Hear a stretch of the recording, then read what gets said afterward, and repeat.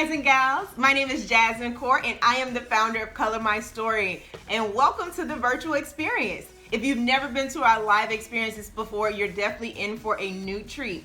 The whole entire purpose of Coloring Your Story is to learn how to cope in a healthy and positive way.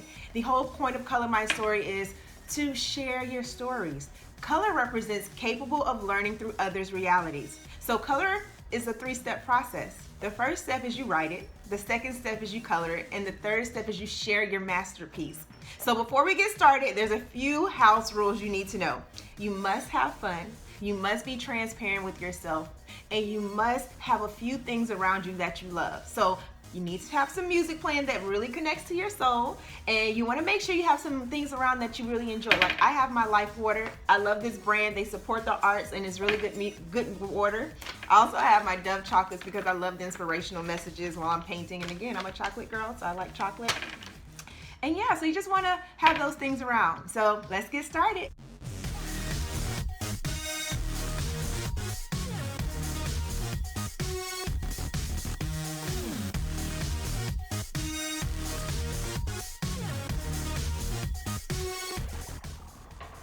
Well, that was fun. I love my painting. I really hope you all enjoyed creating your masterpieces as much as I did. So don't forget, the color experience is a three-step process. You must write it, you must color it, and then you must share. So I will share with you all my masterpiece for today.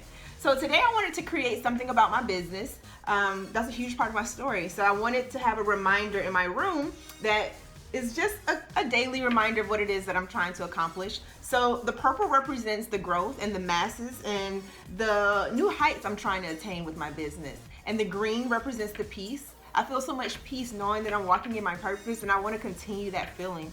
And the yellow represents my spirituality.